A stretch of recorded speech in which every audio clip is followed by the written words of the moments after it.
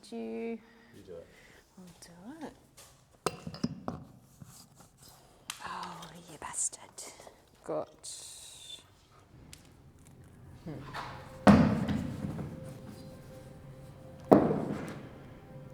Oh. It's like he's swimming backwards.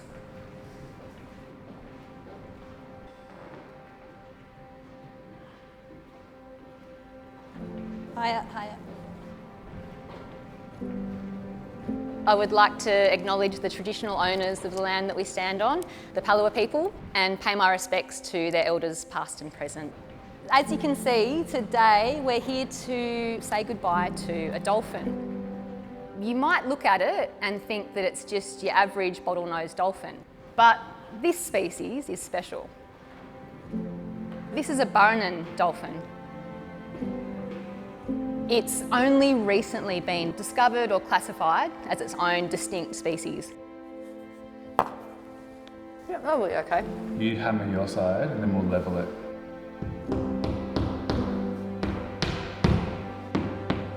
I think your side down a bit, about a centimetre.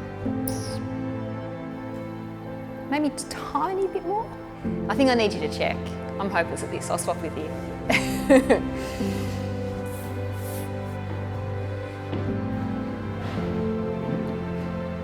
Yeah, that's the one.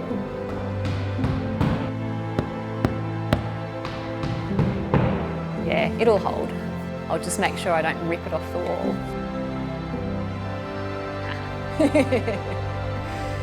Ready?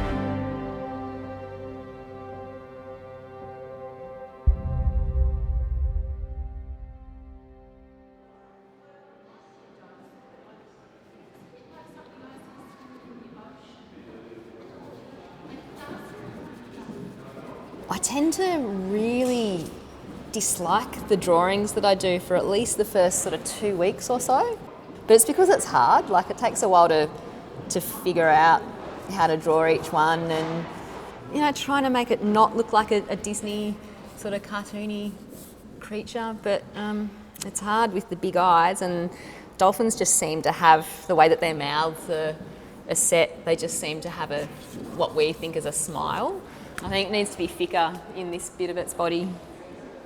I started drawing extinct and endangered species 3 years ago now because I was just really concerned with the state of the environment, primarily here in Australia, but globally as well. And being an artist, I thought the one thing I could do would be to make drawings and try and create some kind of artwork that would raise awareness or affect people emotionally and engage them with those issues. I'm not a scientist or a conservationist. I can't do anything practical for these species, but at least I can highlight their incredible qualities and make people notice those and hopefully make people value what we've got.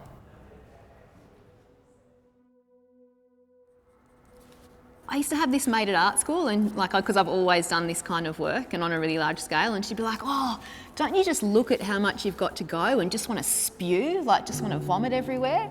And I'd be like, "Nah, it's what else have I got to do?" You can probably see how ridiculous and over the top it is, because a lot of the time I'm making these little lines and you can't even really see them, but I've always had this kind of weird predilection, I'm just happy to sort of work away on stuff for ages, and I know that there's a much quicker way to draw, and I've seen people do fantastic drawings in 1/10 of the time that I do. I love, investing in the process.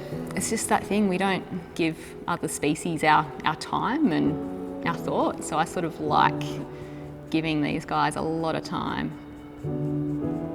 There's something nice about that. I guess the biggest event that refocused my gaze as an artist was being diagnosed with MS 5 years ago now. At that point, I'd been a practicing artist for probably 20 years because I started young. Sort of reached a bit of a weird point where my whole life was about work and I'd really run out of juice. I wasn't selling, I was having some really bad exhibitions. I'm not being humble there, I did produce some real crap. It was almost like I'd gotten to the end of the road and then I got this diagnosis on top as well. And I was just questioning what I was doing with my life, basically, and whether or not I could keep doing it. And I mean, as you can see, like I've got a fairly finicky sort of way of working, and I've always done really large scale drawings that are really, really detailed and require a lot of precision and a lot of dexterity as well, I guess. So when I got the diagnosis, it was really scary for a little while because I didn't know if I would lose that. I just started thinking, well, if you're gonna try and do something big, then you better do it now. I lay awake that night just sort of thinking, oh shit, I've got to do something. Like, why haven't I ever done anything before? You know, anything substantial apart from doing my recycling and going on the odd sort of protest march or whatever. The next morning, I sort of had the beginnings of the idea for this. And then I sent an email to Detached, and it was one of those ones where you hit send and then freak out and you're like, no, come back, shit.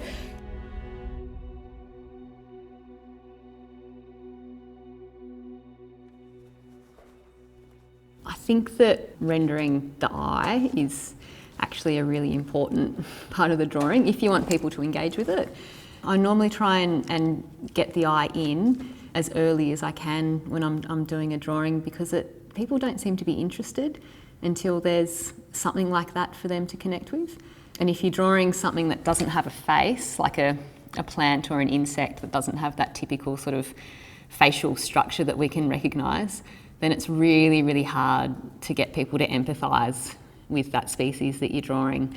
I love the details, I love sort of articulating every last little bit about the species that I draw. So quite often a drawing will take me sometimes 3 months to sort of connect people to the idea of species loss and the sadness inherent in that. I invest all this time in these drawings and I try and make them as beautiful as I possibly can. And then the moment they're finished, I pick up an eraser and I wipe it out. I knew that people would get upset when I sort of started doing this kind of work, but I didn't quite know how upset people would get. You know, people have cried, which I'm going to sound like a sadist, but that's kind of the reaction that I want because it is a really sad thing. I just think we're not feeling it as much as we should. If we're not getting that upset about species like loss, then God, what's wrong with us? I've had people offer to buy the work so that it's not destroyed. Had people say that it's sacrilege to erase a drawing that I've spent this amount of time on. I've had someone, an older lady, catch the bus in from her house quite, I think it was about half an hour away, she was saying. And she came to see me expressly to say that she didn't agree with what I was doing and then just left. That was all she said. It's something that seems to really provoke pretty strong emotions in people. When I started doing this sort of process, I was so fed up and so upset about species loss and just like panicking, to be honest. Like I was sort of thinking, what are we doing? We're like asleep at the wheel and we're just, we're heading for disaster if we think it's normal to just lose species in this way. So it was an act of kind of desperation, I suppose. What do you have to do to get people to pay attention and to start getting upset about this? So I guess I just didn't hold back.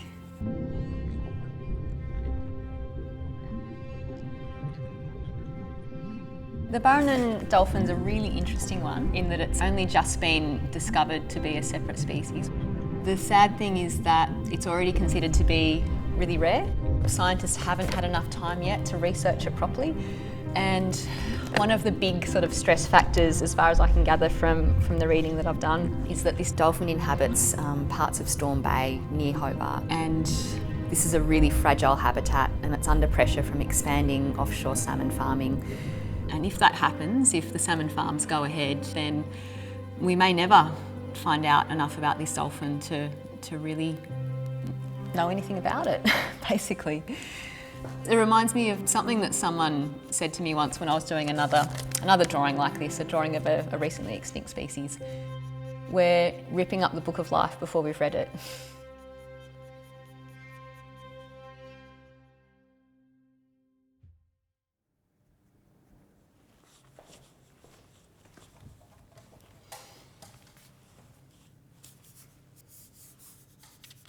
my mannerisms with drawing, or my preferences, I guess, for like fiddly little stuff that takes bloody forever to do, like that's still there.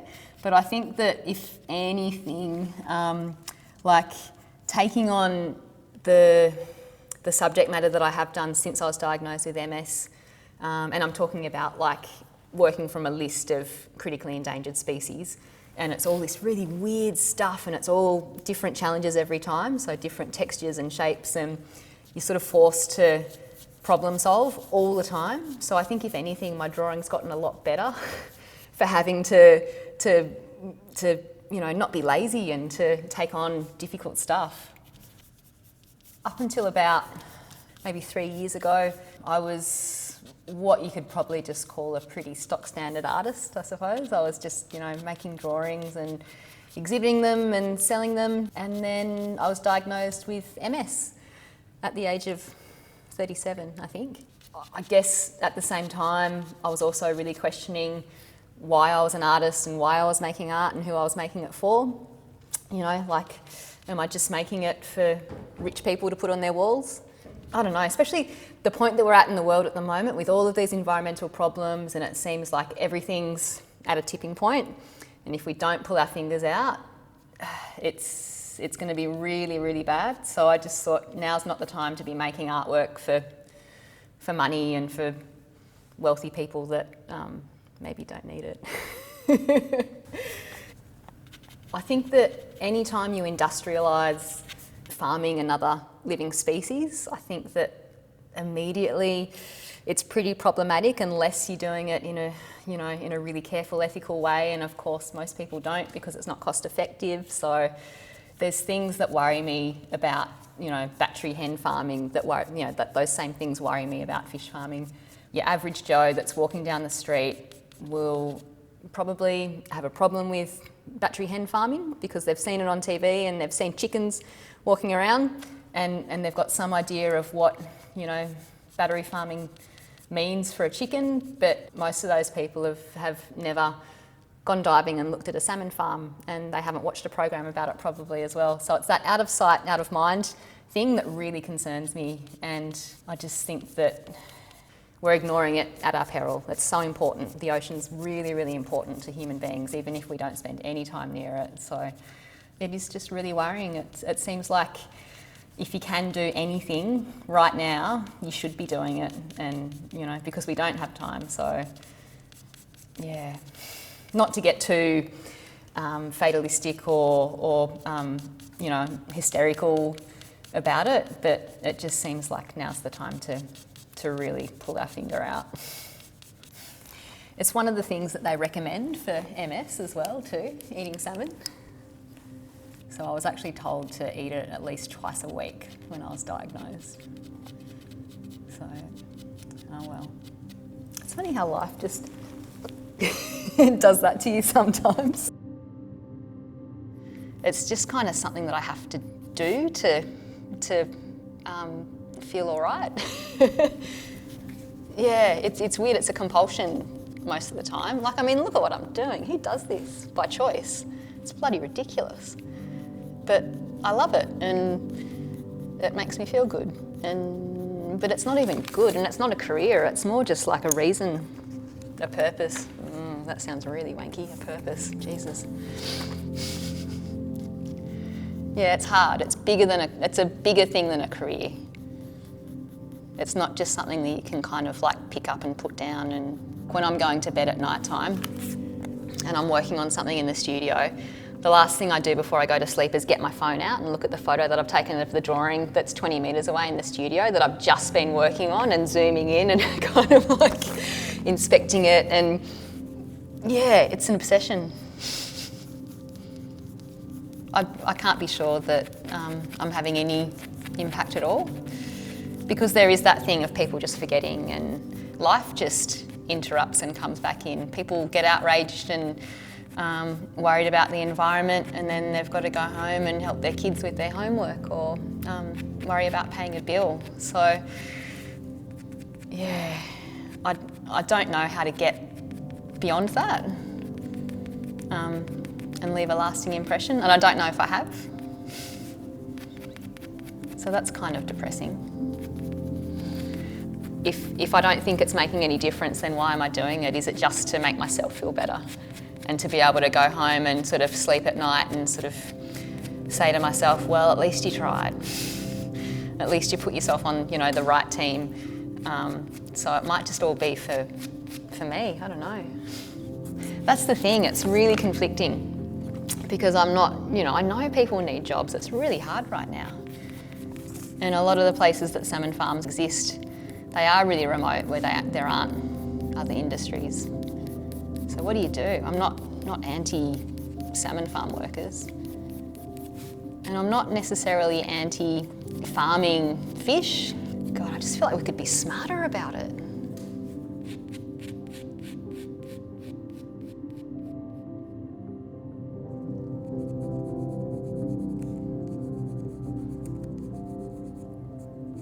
There's definitely that anticipation of being like really excited to see the complete picture. I tend not to be thinking about the fact that it's about to be erased. Mostly there's just anticipation, I suppose. Like there's lots of positive sort of feelings about seeing the drawing finished. The longer they take, the more reading I do about the species. And so by the end, I've found out a fair bit about these guys. And that's the sad bit. It's not the fact that the drawing's about to be erased, it's the fact that you think more about the species in more detail towards the end than you did early on. Because early on it's just a challenge, you're just wanting to do a good drawing. Yeah, it becomes something else at the end.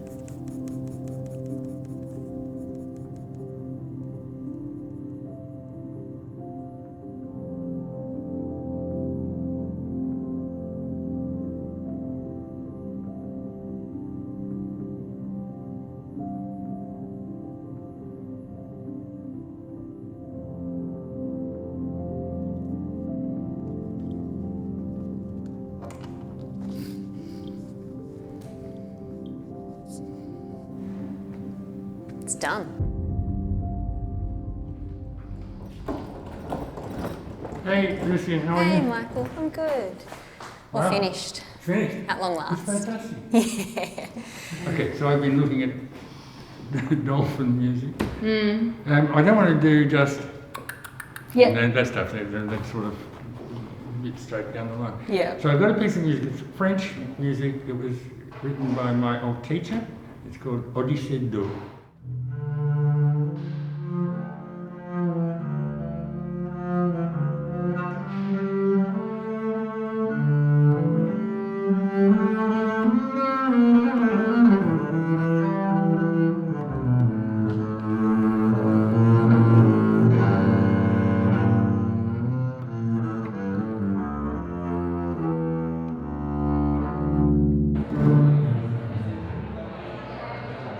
As you can see, today we're here to say goodbye to a dolphin. You might look at it and think that it's just your average bottlenose dolphin, but this species is special. This is a Burren dolphin.